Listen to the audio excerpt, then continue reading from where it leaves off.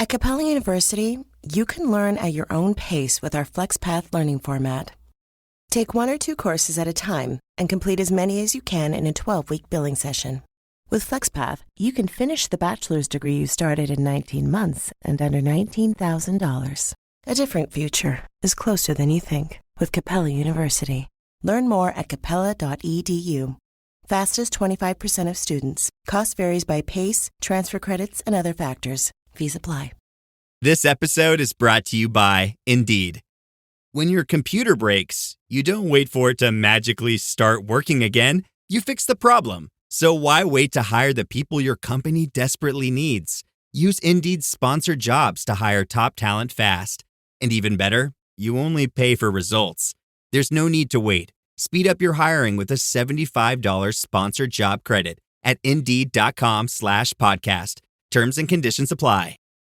Hi, and welcome to the 10-Minute Food Truck Training Podcast. My name is Bill Moore. I'm the founder of the Food Truck Training Group on Facebook, co-owner with my beautiful wife, Melissa, of our own food truck. It's called Food Truck 101, and I'm the executive director of the National Street Food Vendors Association, which is a nonprofit dedicated to education, advocacy, and uplifting all food vendors. Today, we're going to be talking about, can an owner take tips? And this question comes up quite frequently, and we always get a lot of different and varying answers. So I'm going to dive deeply into what is legal and what is not legal. Before we get into that, though, I want to remind you guys I'm going to be in Las Vegas, Nevada this year, July 15th and 16th. I'm going to be a part of the Food Truck Owners Expo, where I'll be giving 2 classes. I'll be kicking off the campfire sessions, and I will also be out on the main expo floor, where you guys can come visit me in our National Street Food Vendors Association booth. So please, if you'd like to come attend that, learn a whole bunch of stuff, come visit with me. Go to FTOexpo.com, place your order for those tickets today, and when you do, put in the code FTTG15 for a 15% discount. So let's talk about that age-old question. Can I take tips as an owner? And I want you to know the rules before you end up regretting it. So let's start with what the law actually says. Under federal law, and remember, federal law always trumps state law. The only way that the state law wins is if it is more serious, if it is more specific than the federal law. It cannot weaken the federal standard. So, under federal law, specifically the Fair Labor Standards Act, which is often shortened to FLSA, the rules are crystal clear, and it says, managers, supervisors, and business owners are not allowed to take any share of tips that belong to employees. Doesn't matter if it's in the form of a tip jar, a credit card tip pool, a group split at the end of the day. If it includes other employees' tips, you can't touch it as a manager. But you're saying, but Bill, I cooked, I served, I rang the register. Yeah, I get it. I do that every day too. Food truck owners wear all different kind of hats, but the law is very specific. Once you hire even one employee, you go from being a business to being an employer. So one employee qualifies you as becoming an employer, and employers are banned from keeping employee tips. And that's with a big exclamation point at the end of it. So let's talk about some real world examples and some real world fines. There was a restaurant in Texas. The owner dipped into the tip pool to pay themselves $43,000. And the Department of Labor made sure that the employees got all $43,000 back, plus fines. Another spot in Texas let the salaried manager take a small portion of the tips. And then that business had to pay back $13,000 in wages and fines. There's a pattern there. If it's a restaurant, a bar, a food truck, once you have an employee, you cannot share in their tips. I've said this many, many times. The Department of Labor has zero tolerance for this kind of thing. So what is allowed? Now, there is one exception. And that one exception is if you as the owner or the manager or the supervisor are tipped directly and solely for the service you performed, you can keep that tip, that specific tip that was put in your hand by the customer, by the guest. So let's say that guest hands you a $5 bill because you took the order, you cooked the food, and you passed it out. That tip's yours.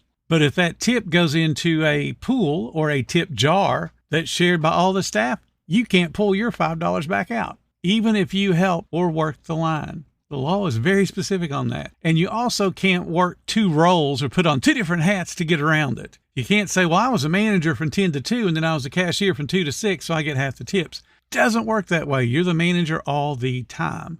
You're the owner all the time. The Department of Labor still says you're the boss, and bosses do not get a part of a tip pool. So let's talk about a food truck, and this is where it gets a little bit murky. If you run a one-person truck, it's just you. No problem. The tips are all yours. I teach people to work for profit, not tips, but hey, some people don't understand math and need those tips.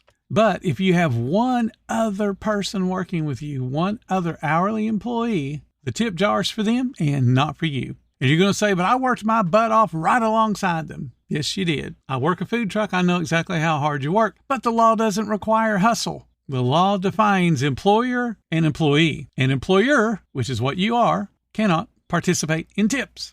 That's a period, exclamation point, conversation is over. That means you pay your team fairly and every tip goes to them. You work for profit. You're the owner. You work for profit. Get that through your head. Pay yourself a salary, pay yourself a bonus based on the profitability of your food truck, and repay yourself any startup funds that you did. That's how you make money. That is not meaning you get to dip your hand in the tips. Doesn't work that way. What you can do is pay yourself a wage, just like I said. Give yourself a bonus, just like I said, and build profitability into your pricing. But you cannot skim the tips. That's called wage theft, and you can be prosecuted for that. So what happens if you get it wrong? Let's say you've been ignoring my advice the last 5 years and are going to dip your hand into the tip jar. An employee turns you in and you are found to have done that. You're going to have to back pay every tip you ever took. You're going to have liquidated damages, which means you pay double the money that you took. There could be a civil penalty, especially if it's willful and especially if it's repeated after you've been warned. The potential lawsuit could come from your employees separate from what the government does. So that $20 that you pull out of your tip jar every shift could cost you $5,000 or more when it's multiplied over a year and across multiple staff members. Now, there has been a gray area that the government in their infinite wisdom created. The government decided to define a manager, supervisor, or owner, the employer part of that, as somebody that has charge of 2 or more people. So you direct them, you tell them what to do, when to clock in, when to clock out, when to go on break. You are directing those employees. You have the ability to hire and ability to fire. Now, obviously, if you're working with a single employee, that's not 2. So we have that little disagreement there. But that comes into the definitions of what a supervisor or manager is, not necessarily what the law says. And the law specifically says owners, managers, supervisors cannot participate in tip pools. So you might be able to get away with it, but I seriously doubt it. Because if you have a couple of employees that get together and say, hey, they've been ripping me off on my tips, the attorneys and the judges are going to side with the employee because the employee doesn't make as much money as your potential. Now, if you're not making money on your food truck, you got a whole different problem, and the tips should not be bailing you out. So here's a checklist to make sure that you play straight. Never include owners, managers, or supervisors in tip pools. Check that off. Never, ever do it. Let employees split tip jars and credit card tips among themselves. If you take a tip credit, which you probably don't, you have to keep the back of the house, the cooks, out of the tip pool. So if you say, and a lot of people do this, cashier doesn't work near as hard, so I'm going to pay them less, and you decide, well, I'm going to pay them sub-minimum, and they can keep all the tips, the cooks cannot participate in that tip pool. And because you've created a gray area by paying the cashier less, even though it may be above minimum, an argument could be made by a clever attorney that they should get more of the tip pool than the cooks, because tips have always been for service, not for cooking. Put your tip policy in writing and train your team on it. Get them to understand every dollar that goes into the tip jar. If it's a tip pool and it's split evenly amongst the hourly employees, then you write that out. If you're not sure, do not guess. Go to the Department of Labor's website or talk to a professional in your area that deals with labor issues. Don't go to a Facebook group and seek permission, because there'll be a whole bunch of people after they listen to this today that will go to other Facebook groups so that they can get permission to cheat their employees. They're going to say, I listened to this podcast that says you can't take tips as an owner. Do any of y'all take a tip? And all it takes is one nut to say, yeah, I take the tips all the time. And they go, oh, I got permission. And then they'll find themselves in trouble. Because part of what the association does, the National Street Food Vendors Association, is to uplift and educate. I want to educate employees. I don't want to see them get ripped off by owners that don't care about the rules and regulations. So our association is not only for owners, it's for employees and people that want to improve their life. There are a whole bunch of cheaters out there. Don't become one of those cheaters. Thank you guys so much for listening to the 10-Minute Food Truck Training Podcast. If you're finding everything helpful that we do, please consider subscribing. If you love what we do, show some support. There's a link in the description to make that happen. Until next time, you guys have a profitable day.